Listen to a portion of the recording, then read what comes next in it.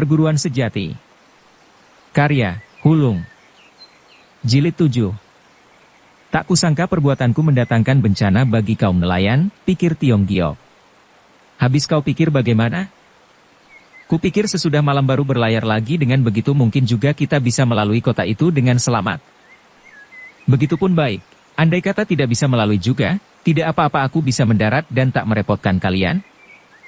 Saat inilah dengan tiba-tiba dari arah daratan terdengar orang berseru, "Hei, ini perahu siapa dan mau kemana?" Tukang perahu menoleh ke arah suara, segera juga membuatnya gemetar tidak karuan, karena di situ berdiri dua orang, satu jangkung satu kurus. Usianya 70-an, pakaiannya putih, rambutnya pun putih, bahkan wajahnya pun putih tidak berdarah. Pokoknya serba putih. "Hei, apakah engkau tidak mendengar pertanyaanku?" kata yang katai dengan dingin dan menakutkan. "Oh, mau ke Siang Yang, bawa barang atau penumpang?" "Penumpang." "Berapa orang?" "Ada, hanya seorang." Si katai mendengus dingin dan menoleh pada yang jangkung. "Totoa, kita masih mujur Keng An sudah dikuasai kaum Pok Tian Pang, tak sangka bisa mendapat perahu di sini." Si jangkung tak menjawab, hanya menganggukkan kepala. "Ku minta penumpang itu turun, karena kami mau memakai perahumu," seru si katai. "Apakah Jiewi mau ke Siang Yang juga?" "Tidak, kami mau ke Kim Leng," kata si katai dan terus melompat ke perahu dan disusul kawannya dari belakang. "Maaf saja Jiewi, karena perahuku sudah diborong orang. Bisa tidaknya harus kutanyakan dulu kepadanya." "Tidak bisa harus bisa, mau tak mau harus mau," seru si katai. "Ini soal mudah, asal saja penumpang itu mau mengalah." Ia pasti mau," kata si katai yang terus masuk ke dalam lambung perahu. In Tiong Giok yang sejak tadi mendengari pembicaraan mereka, kini menampilkan diri. "Jiewi mau memakai perahu ini, berani bayar berapa duit?" "Engkau boleh menghargai berapa saja," kata si katai. "Itu dati tangan Pok Tian Pang dan Liok Jiehui.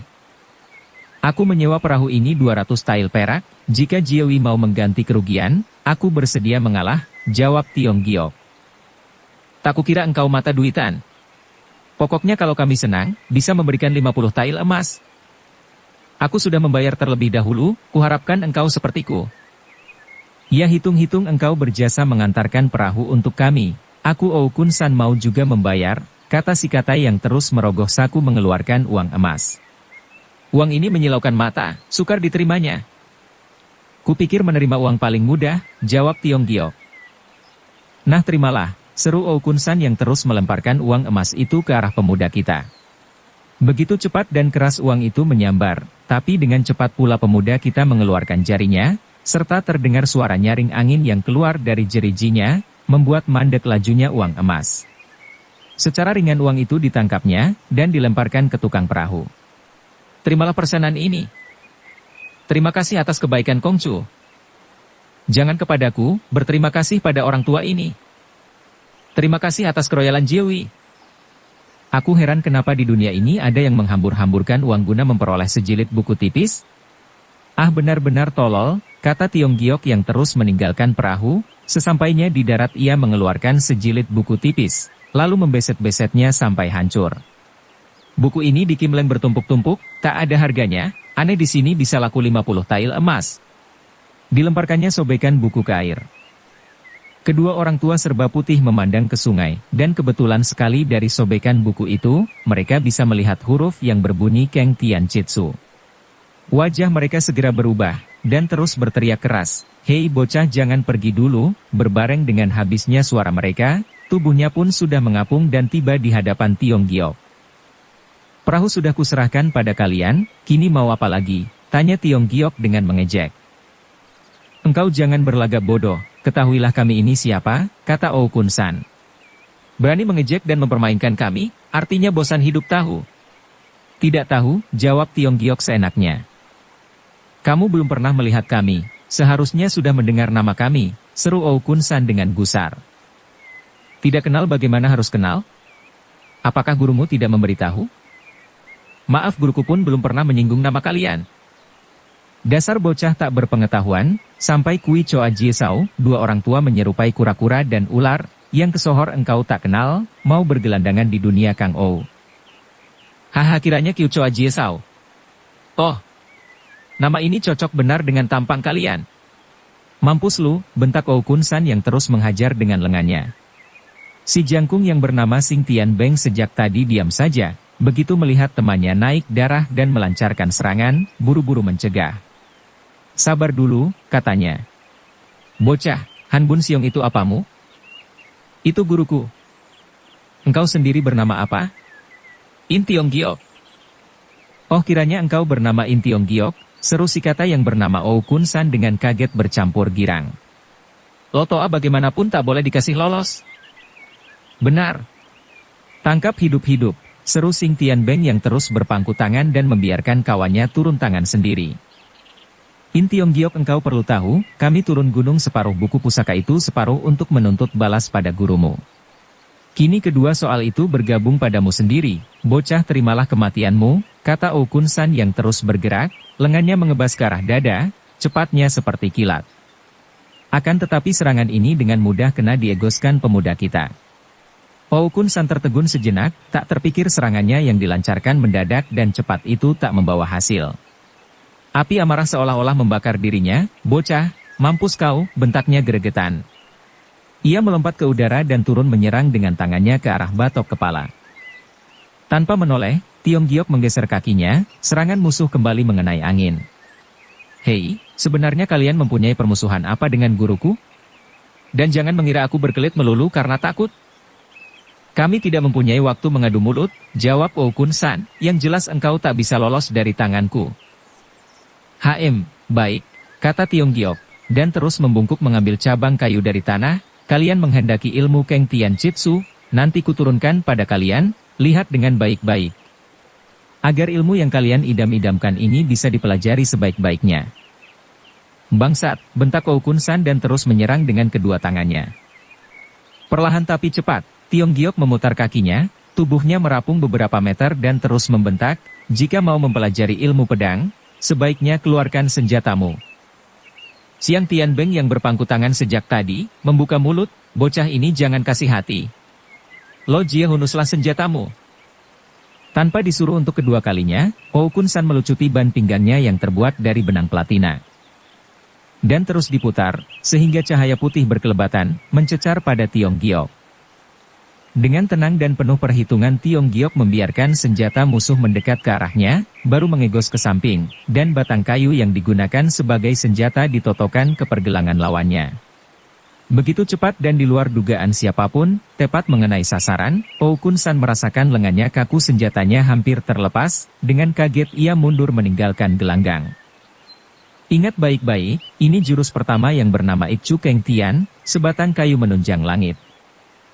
Oukun San murka sekali, senjatanya dikeprakan ke tanah, debu beterbangan, tubuhnya mencelat ke depan di bawah lindungan senjatanya yang berputar-putar.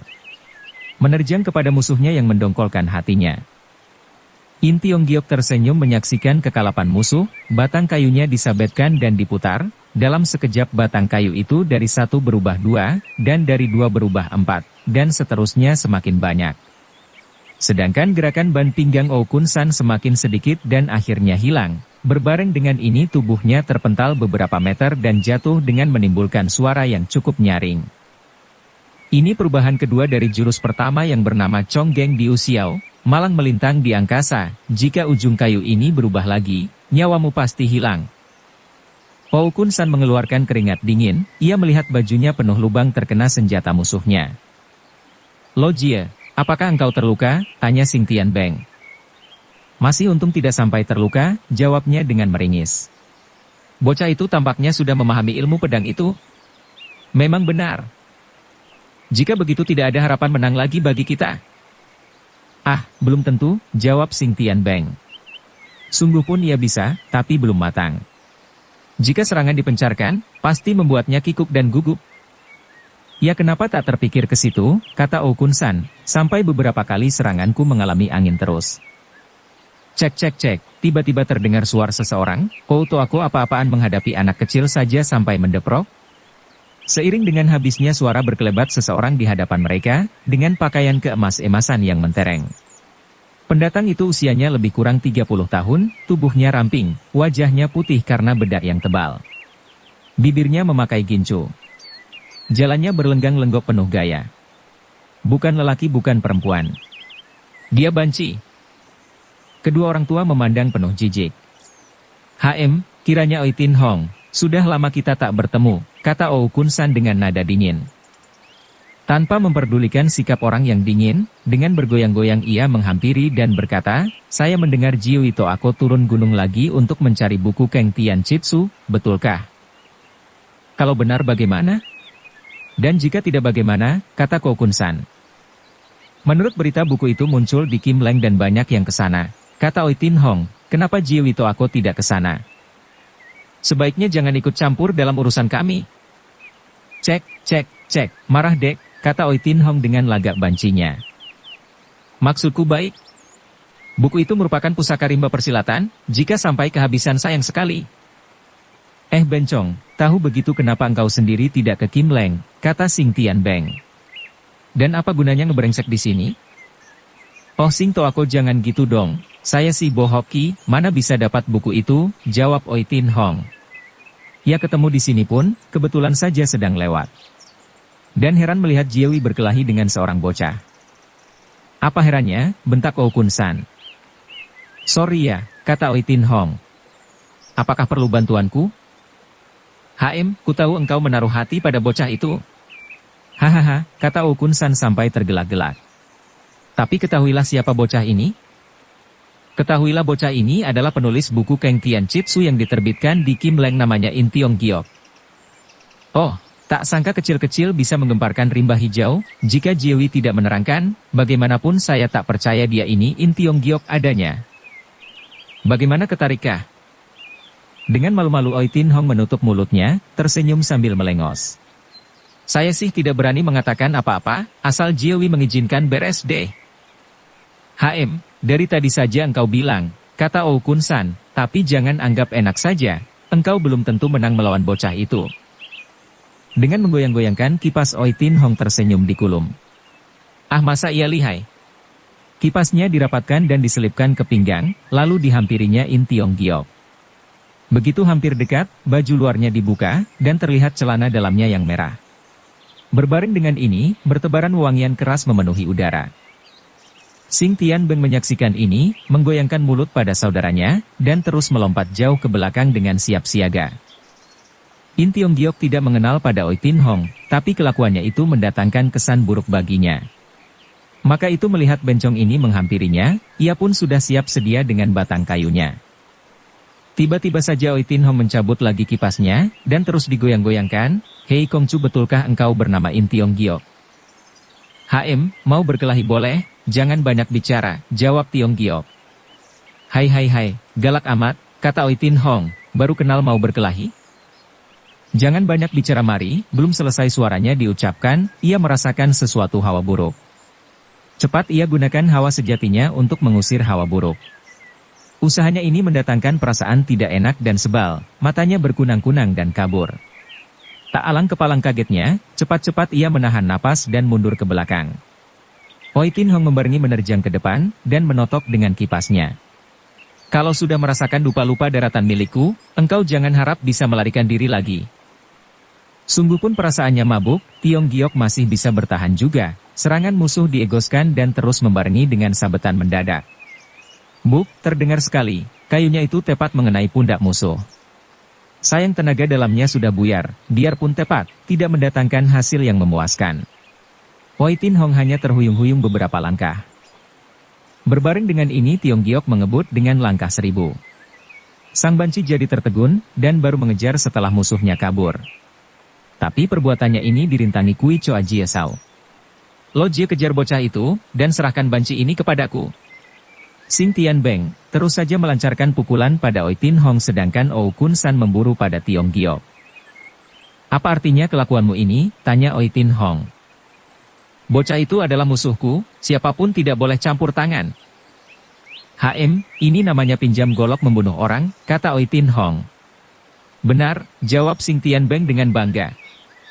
Oi Tin Hong membungkuk dan menunjang tubuhnya dengan tangan, lalu berputar-putar seperti ular, dan melancarkan tendangan-tendangan berangkai yang bertubi-tubi. Orang jangkung seperti Sing Tian Beng ini bagian bawahnya adalah yang terlemah. Maka itu dengan kaget ia merapung ke atas, sedangkan musuhnya menggunakan kesempatan ini molos dari selangkangannya dan terus mencelat ke depan. Kipasnya tampak bergerak, mengeluarkan sinar biru yang menyilaukan mata. Menghantam pada Okun San. Xing Tianbeng tahu itulah senjata rahasia, maka ia berteriak nyaring memperingati saudaranya, "Lo Jie, awas senjata gelap." Saat ini Okun San sedang mengejar In Tiong Giok dan hampir berhasil, biarpun mendengar peringatan dari saudaranya, untuk melepaskan buruan merasa sayang, ia hanya menggeserkan kakinya, sedangkan lengan kirinya tetap menjambret ke pundak Tiong Giok, lengan kanannya mengebas ke belakang. Tak kira sebelum kibasannya dilancarkan, pundak kanannya dirasakan seperti digigit semut dan sakitnya meliputi seluruh punggungnya. Membuatnya menggigil dan lemas. In Tiong Giok tidak mau membuang kesempatan, dengan sekeras-kerasnya itu melancarkan Hiat Cieleng. Kasihan Okun San yang ket itu segera terhuyung dan ambruk. Ia sendiri pun cepat-cepat lari ke dalam hutan. Agaknya obat mabuk bekerja hebat, dengan terhuyung-huyung, ia berlari terus. Samar-samar ia mendengar suara saling bentak antara Oi Tin Hong dan Xing Tianbeng, akhirnya apapun ia tak mendengar lagi. Karena kakinya memijak lumpur dan terus roboh tak sadarkan diri, entah sudah berapa lama waktu berlalu.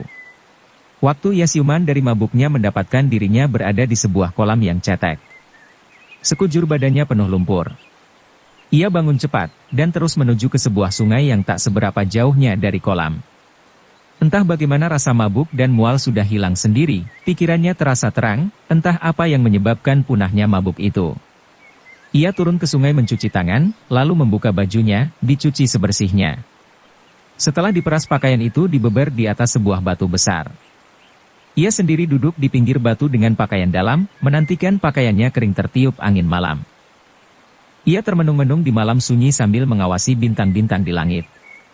Saat inilah telinganya mendengar suara tertawa halus.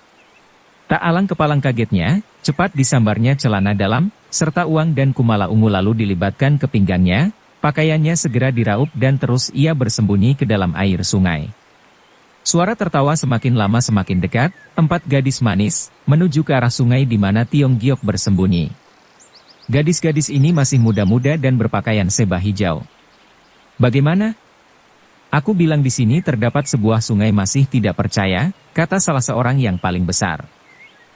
Air sungai ini bening sekali, dingin apa tidak, kata yang lain lagi.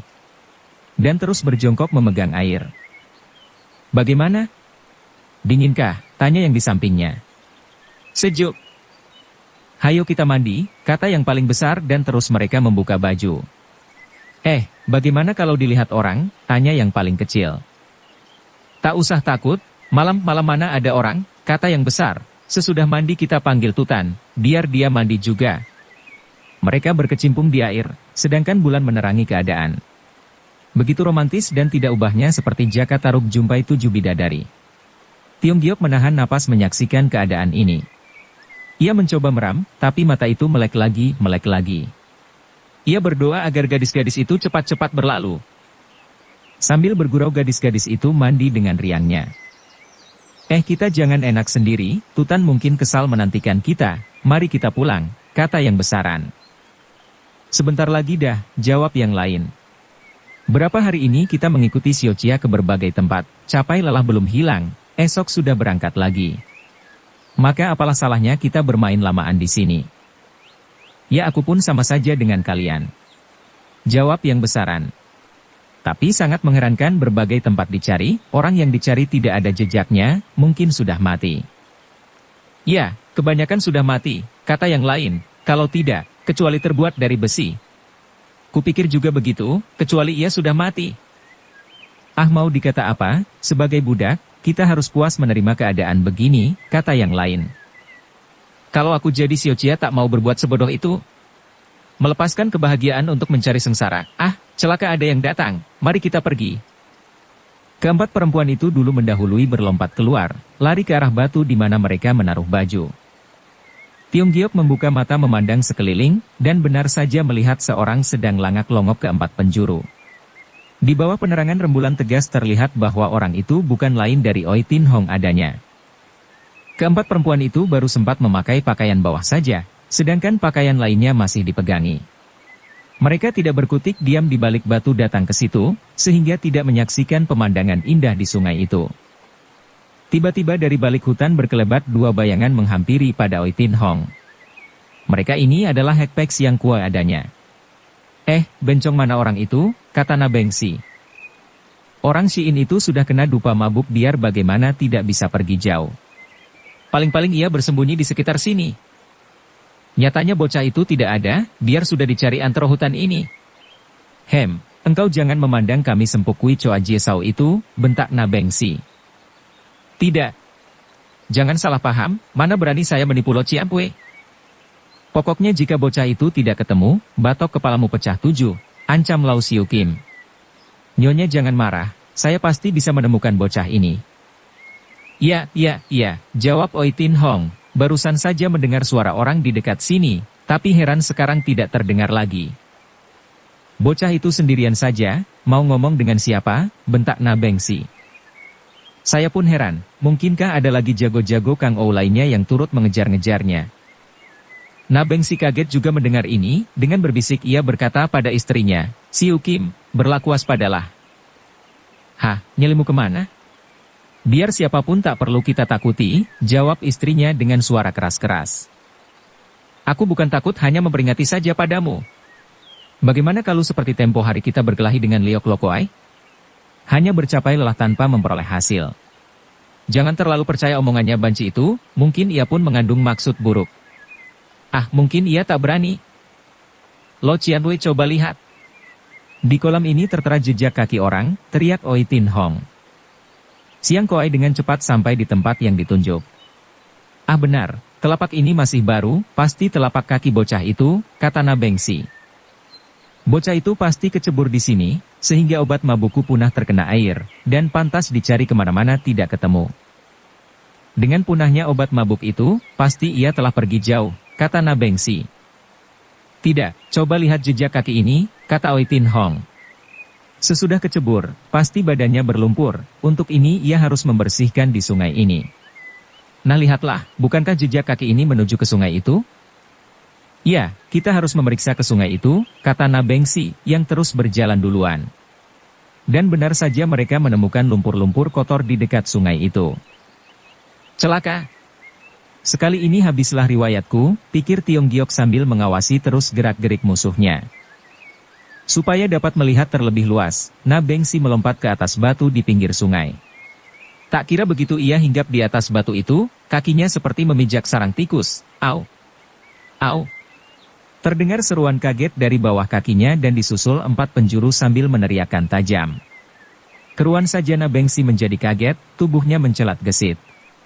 Ia terlalu tergesa-gesa, dan waktu turun ke bumi hampir-hampir bertubuhkan dengan salah satu tikus putih, dan terdengar lagi jeritan tajam saat itu juga. Na Bengsi terhuyung-huyung menghindari diri, akhirnya terlebih parah lagi, karena lengannya yang terpentang, membentur semacam benda lunak nan halus. Au mau mampus. Mau apa kau? Perempuan itu menjerit sambil menyumpah-nyumpah. Na Bengsi baru sadar bahwa yang terpegangnya tadi adalah benda larangan, dengan kaget ia menarik lengannya. Perempuan itu dengan menutupi tubuhnya lari terbirit-birit. Tahu-tahu Oi Tin Hong menghadangnya sambil membentak, "Diam, siapa kalian ini? Dan apa-apaan sembunyi di sini? Kau sendiri apa-apaan mengintip seorang mandi? Tak tahu malu," bentak perempuan itu dengan gusar. "Nona jangan marah, saya hanya bertanya waktu mandi tadi, adakah melihat seorang muda di sungai itu?" Cis, perempuan itu meludah dan tepat mengenai muka Oi Tin Hong, bangsat tak tahu malu. Kamu anggap kami ini sebagai apa? Kami tidak melihat pemuda lain kecuali kamu si bangsat gila. Minggir. Oi Tin Hong mengusap ludah di mukanya, kegusarannya tak alang kepalang, kalian budak tak tahu mati, tidak tahu siapa saya ini. Kipasnya segera dibuka dan mau turun tangan. Tiba-tiba Lau Siu Kim mendengus dengan dingin, Oi Tin Hong. Engkau sudah bosan hidup.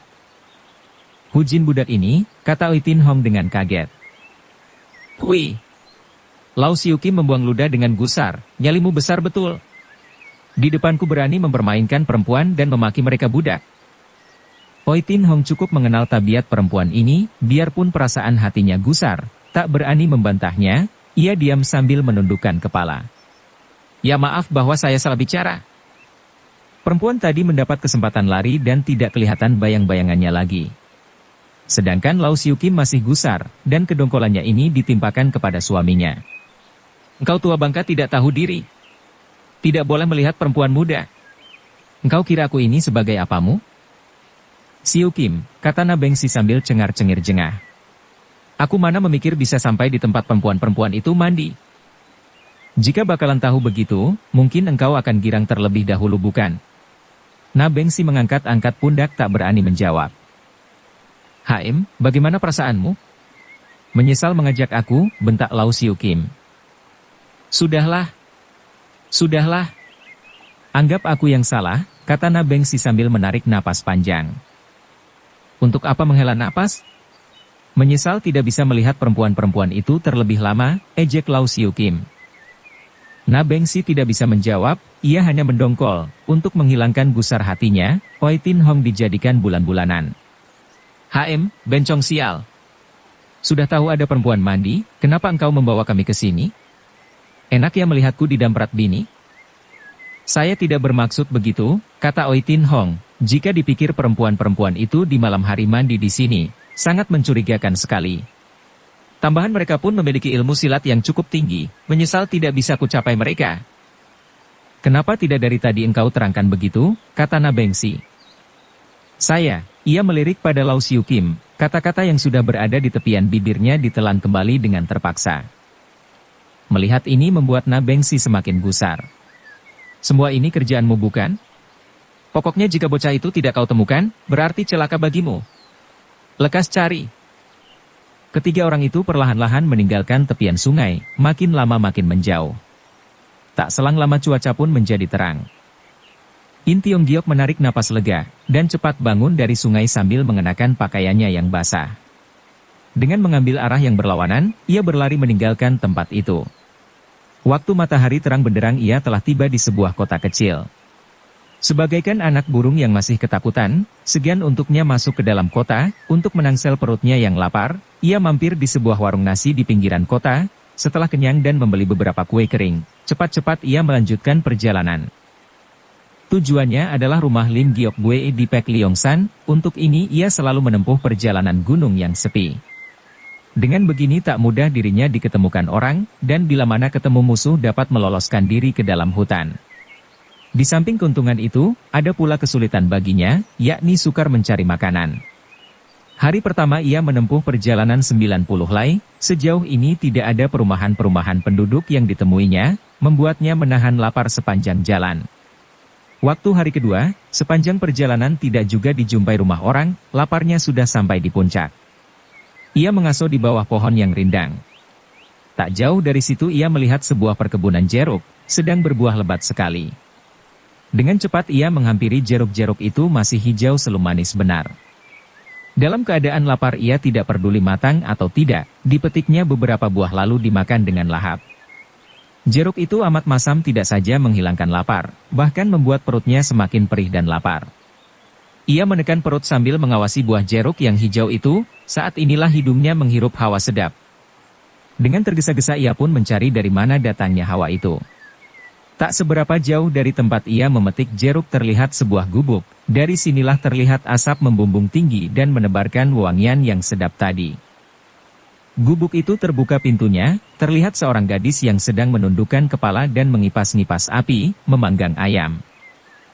Dengan cepat Tiong Giok menghampiri. Siapa di situ? Tegur si gadis sambil menoleh. In Tiong Giok menjadi kaget, bukan karena kedatangannya diketahui si gadis, melainkan wajah gadis itu luar biasa sekali. Kiranya separuh dari wajah gadis itu amat cantik, sebaiknya yang sebelah buruknya bukan buatan. Jadilah antara cantik dan buruk itu pada datu wajah. Waktu Tiong Giok melihat adalah bagian yang cantik, dan waktu gadis itu menoleh memperlihatkan wajahnya yang buruk hampir dia sawan dibuatnya. Gadis itu memandang tajam kepada Tiong Giok, yang gugup tak bisa menjawab. Entah kenapa ia menjadi gusar, dilempar kipas dan diambil Toya, dengan cepat ia melompat keluar, nyatanya ia pandai bersilat. Karena nona kulihat sendirian saja maka membuatku gugup bertanya jawab. Apa keperluanmu ke sini? Terus terang perutku lapar. 1 hari 1 malam belum makan, bisakah nona memberi pertolongan? Sayang kau datang bukan pada waktunya, ayam panggang itu khusus ayah. Tolonglah aku lapar sekali. Tak bisa. Ayahku tak di rumah, andai kata ia ada tak mungkin bisa menolongmu. Aku tidak ingin ayam itu, pokoknya asal makan, sudah cukup. Tak bisa, kata gadis itu. Kalau ayahku mengetahui, aku bisa didampratnya. Aku lapar sekali. Engkau harus tahu, ayahku bertabiat kasar. Jika ia pulang melihatmu ku khawatir, aku tak mau menyusahkanmu, asal diberi makan, aku lantas berlalu. Parasmu yang kelaparan, memang harus dikasihani, baiklah ku berikan sedikit makanan, asal kau cepat-cepat pergi, kata gadis itu dan terus menggapaikan tangan, mengajak Tiong Giok masuk. Di dalam rumah yang sederhana itu, hanya terdapat sebuah meja dan beberapa kursi, perabotannya kurang sekali. Di dinding terlihat sebilah golok besar, gagangnya mengkilap, karena terbuat dari emas. Keadaan ini mendatangkan keheranan bagi pemuda kita, ia tahu kehidupan penghuni rumah ini amat miskin, tapi goloknya itu merupakan benda yang tidak ternilai harganya. Mungkinkah ayah beranak ini merupakan jago-jagonya Kang Ou yang mengasingkan diri? Tengah ia berpikir, si gadis sudah keluar dari dapur, membawakan kuah ayam dan kue kering. Lekaslah makan dan cepat pergi, desak si gadis. Sambil mengaturkan terima kasih Tiong Giok menerima makanan itu dan terus memakannya dengan lahap sekali. Si gadis memandang si pemuda kita itu penuh dengan rasa kasihan. Ia masuk lagi ke dapur menambah kuah ayam dan sedikit makanan. Kulihat engkau lapar sekali, ini ada sedikit tambahnya. Terima kasih atas kebaikan Nona, kata Tiong Giok, tapi makanan ini untuk ayahmu, bagaimana kalau tahu, aku khawatir. Engkau ini aneh sekali, tadi meminta-minta sekarang timbul rasa khawatir, apa maksudmu, kata gadis sambil tersenyum. Semua manusia bisa merasa lapar, kenapa engkau merasa sungkan? Tiong Giok tersenyum dan terus menghampiri makanan yang diberikan padanya, setelah itu ia mengeluarkan sebutir mutiara dan memberikan pada si gadis. Atas pertolonganmu ini seumur hidupku tak kulupakan, ini sekedar tanda terima kasihku. Dengan ini engkau membayar kuah ayam dan kue kering itu, kata si gadis sambil melirik sinis. Aku tidak bermaksud demikian. Pemberianku sekedar tanda terima kasihku. Terimalah. Oh ku tahu, engkau sengaja memberikan mutiara ini agar ayahku tahu engkau datang, betulkah begitu? Tiong Giok tak berdaya, wajahnya menjadi merah dan cepat-cepat menyimpan kembali mutiaranya ke dalam saku. Maafkan Nona, dapatkah ku tahu namamu? Agar ku ingat-ingat. Maksudmu dengan mengenal namaku engkau mau datang lagi ke sini? Pertemuan ini adalah kebetulan, entah tahun kapan kita bisa bertemu lagi. Artinya belum tentu bisa ketemu lagi, untuk apa mengetahui namaku bukan? Andai kata tidak bertemu lagi, budi yang kuterima ini tak bisa kulupakan. Nah terimalah terima kasihku dan permisi, kata Tiong Giok yang terus merangkapkan tangannya memberi hormat sambil manggut-manggut dan terus keluar dari rumah gubuk itu. Baru saja ia keluar rumah, gadis itu dengan kecepatan seperti kilat menarik baju Tiong Giok. Sabar sebentar, serunya perlahan. Engkau tak boleh pergi dulu, ayahku sudah pulang, kata si gadis dengan wajah khawatir. Tiong Giok memasang kuping, dan benar saja ia mendengar suara tertawa dari perkebunan jeruk. Dengan mengerutkan alis dia memandang pada si gadis sambil menghibur. Nona tak usah khawatir, jika ayahmu bertanya akan kuakui semua, bahwa makanan ini aku yang memakannya. Engkau tidak mengetahui tabiat ayahku sangat kasar sekali, kata si gadis. Kebun jeruk ini merupakan daerah terlarang bagi orang luar. Engkau bukan saja masuk ke kebun jeruk bahkan masuk ke dalam gubuk ini, jika diketahuinya, hanya kematian bagimu. Kenapa ayahmu begitu tidak tahu aturan? Kini bukan saatnya mengadu aturan, kata si gadis, kuharap engkau bersembunyi dulu, baru berlalu. Suara dari kebun jeruk sudah semakin dekat, yang datang bukan hanya seorang tetapi banyakan. Si gadis dengan gugup menarik lengan Tiong Giok ke dalam rumah. Gubuk itu hanya mempunyai 2 kamar, tidak ada tempat bersembunyi lainnya. Setelah mengerutkan kening sejenak, gadis itu menarik si pemuda ke dalam kamarnya dan mendorong ke atas pembaringan, lalu menurunkan kelambu. Karena terpaksa kulakukan semua ini, harap tenanglah diam di sini, ia tidak melanjutkan suaranya karena dari luar sudah terdengar suara paraunya memanggilnya, Ciukau. Ciukau. Ya Tia, sahut Ciukau dan terus keluar kamar sambil menutup pintunya. Sesaat di depan pintu rumah terlihat banyak orang, yang paling depan adalah seorang tua yang berusia 60-an. Di belakangnya terlihat dua orang tua berpakaian serba putih disusul seorang perempuan cantik yang genit. Paling akhir adalah 5 laki-laki tinggi besar berbaju merah. "Tia-tia baru pulang?" tanya Ciukou. "Hei budak, mari kuperkenalkan dengan beberapa lo Ciambue ini," kata orang tua yang berjalan paling depan. Perempuan cantik yang genit itu menghampiri pada Ciukou. "Cek, cek, cek, Cie Toako inikah putrimu itu?" "Ya benar, Sukou, coba kau lihat sudah besar bukan?" "Ah, benar saja," kata perempuan itu yang bukan lain daripada Husukou adanya. 15 tahun tidak melihatnya, sudah sebesar ini. Jika ketemu di jalanan pasti aku tidak mengenalnya lagi. Waktu rasanya cepat berlalu, yang kecil telah menjadi besar, dan kita telah menjadi tua. "Ah, siapa bilang kau sudah tua? Kulihat Sukou masih muda seperti dulu," kata salah seorang laki-laki tinggi besar. Membuat yang mendengar bergelak-gelak. "Ah, engkau bisa saja," kata Hueskou yang terus memandang pada Ciukou. "Masih kenalkah denganku?" Ciukou menggelengkan kepala. "Sudah lupa." "Ah, masakan sampai bibihu ini kau lupakan?" kata si orang tua Shichie, atau ayahnya Ciukou. "Huai," kata Ciukou. "Ah, dasar anak pintar," kata Husukou, 15 tahun yang lalu engkau baru sebesar ini." Kini Ciukou berusia 18 tahun, berbadan lebih tinggi dari Husukou sendiri, kini masih dianggap sebagai bocah cilik terus, mendatangkan rasa pembangkang yang tidak sedap pada dirinya. Dengan mengerutkan alis ia membuang muka. Orang tua Shichie menunjuk pada dua orang tua berbaju putih.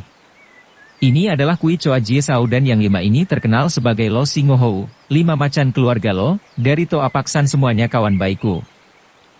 Ciukou mengaturkan hormat pada mereka satu persatu. Sedangkan Tiong Giok mendengari ucapan mereka dari persembunyiannya dengan hati kebat-kebit. Semua yang berada di luar itu adalah musuhnya, untung ia bisa bersembunyi, jika tidak pasti lebih banyak celakanya dari selamatnya. Ia tidak mengetahui apa hubungannya antara tuan rumah dengan Husukou. Tapi dari percakapan mereka dapat diketahui mereka sebagai kawan lama, berarti tuan rumah itu pun sebagai orang jahat juga. Kini ia berada di dalam rumah itu, tak ubahnya seperti berada di dalam mulut macan. Setelah memperkenalkan semua kawannya pada anaknya, orang Shichie itu masuk ke dalam rumah, tiba-tiba saja wajahnya menjadi berubah. "Siapa yang datang ke rumah?" tegurnya pada Ciukou. "Tidak ada yang datang." "Siapa yang habis makan ini?" "Oh, ini bekasku makan, dan belum sempat dibenahi," kata Ciukou. "Makin besar makin malas, lekas bersih," kata Cielo tua, orang tua Shichie. "Dan potong lagi beberapa ekor ayam serta hangati arak, sehabis makan kami masih mempunyai urusan penting untuk dikerjakan." Ciukou segera keluar rumah sedangkan tamu-tamunya duduk mengelilingi tuan rumah. Mengadakan perundingan penting. "Cie Toako tak perlu repot-repot menyediakan ini itu, yang penting kita harus memburu waktu untuk menciduk budak Shiin itu," kata Okun-san. "Tak usah khawatir," kata Cielo Toa. "Asal saja dia jalan kemari, pasti takkan lolos." "Waktu di Kohopou Jalan Tian Lo Teibong sudah ditebar tak urung masih lolos juga," kata Husukou. "Waktu itu jika Ciao Tian siang berbuat curang, biar bersayap In Tiong Giok takkan lolos," kata Lo Tianwi, salah seorang Lo Singohou yang paling tua. Cielo Toa menganggukkan kepala dan berkata, "Ciao Tian siang adalah bajak lama yang sejalan dengan kalian, kenapa bisa membantu pemuda itu mencetak buku Keng Tian Chitsu di kota Kimleng, benar-benar membuatku tak habis mengerti. Jika diceritakan urusan menjadi panjang, yang benar nasib kita belum beruntung," kata Husukou. "Memang kenapa?" tanya Cielo Toa. "Sungguh pun Ciao Tian siang dapat dikatakan mengkhianati kami, dan perbuatannya itu di luar dugaan. Tapi dasar nasib tidak beruntung mau dikata apa? Kami sempat menyusul ke kota Kimleng untuk mencegah buku itu dicetak, tapi usaha kami itu mendapat halangan." "Siapa yang menghalangi?" tanya Cielo Toa tidak sabaran. "Sampai kini siapa orang itu belum dapat kejelasan yang pasti," kata Husukou. "Pokoknya siapapun tidak akan menyangka seorang pembantu toko yang sederhana, berkelahi lihai sekali, hampir-hampir aku dan persaudaraan lo ini menderita kerugian besar. Yang bisa mengalahkan kalian itu tentu bukan manusia sembarangan, masakan sampai namanya tidak kalian ketahui?" Waktu terjadi perkelahian budak Xi'in itu mungkin berada di dalam percetakan itu, hal ini terbukti keesokan harinya Keng Tian Chitsu tersebar luas di kota Kim Leng. Waktu kami mendatangi lagi percetakan itu untuk mencari tahu siapa pemiliknya, nyatanya sudah tutup pintu, sekalian penghuninya sudah pindah semua.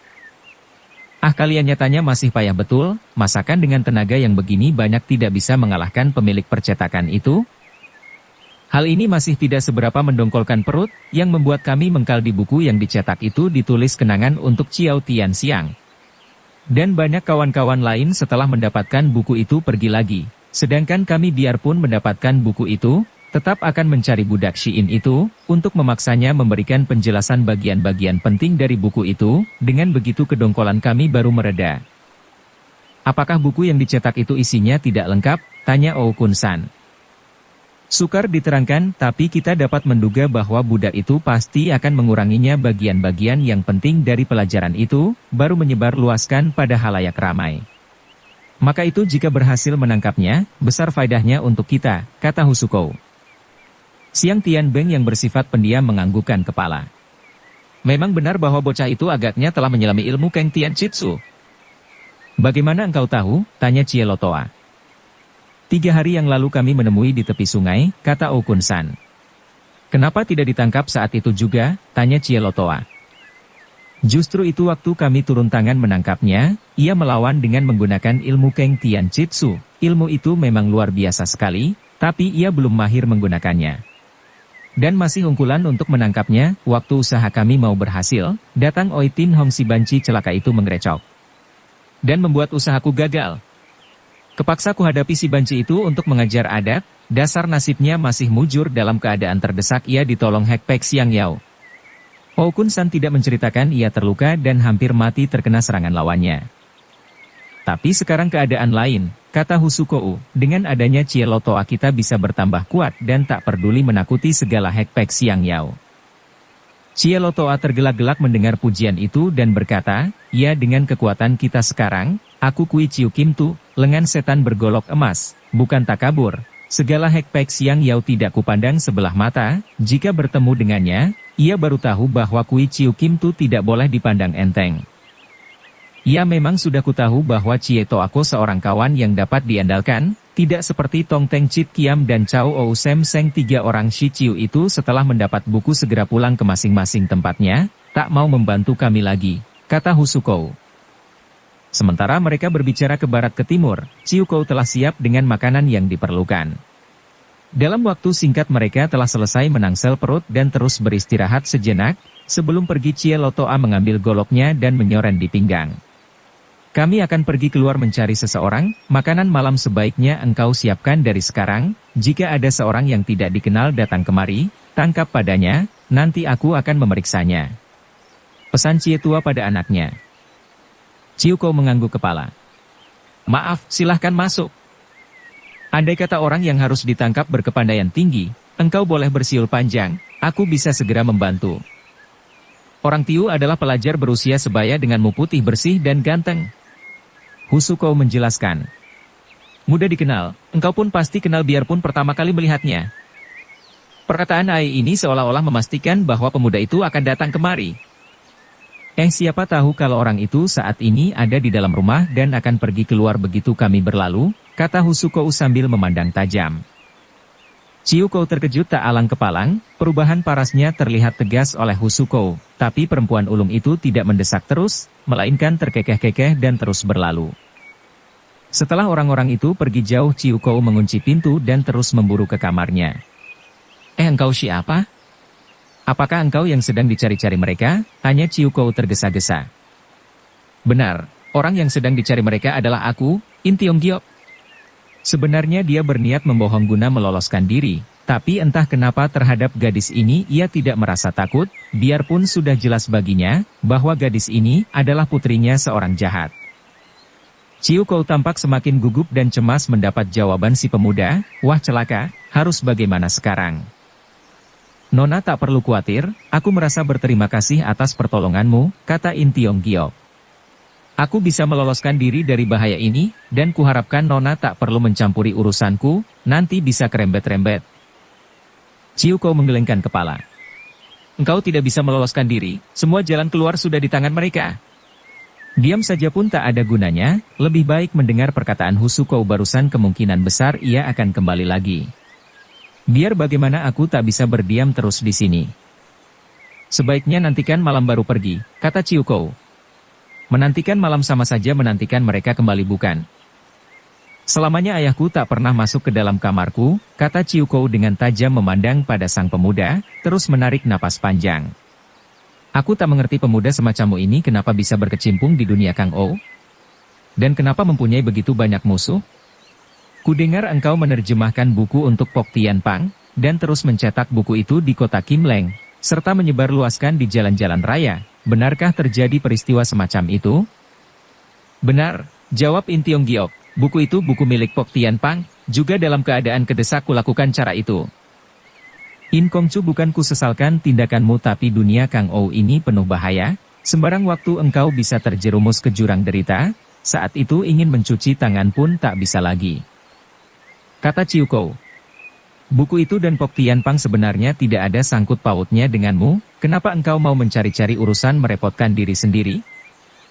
Perkataanmu memang benar, tapi banyak kejadian di dunia ini sukar diperkirakan kemampuan manusia. Semua ini bukan kehendakku, tapi keadaan memaksaku harus mengalami kejadian-kejadian semacam ini, kata In Tiong Giok seraya menuturkan dengan singkat apa yang dialaminya sejak keluar rumah sampai ia tiba di rumah Chiukou.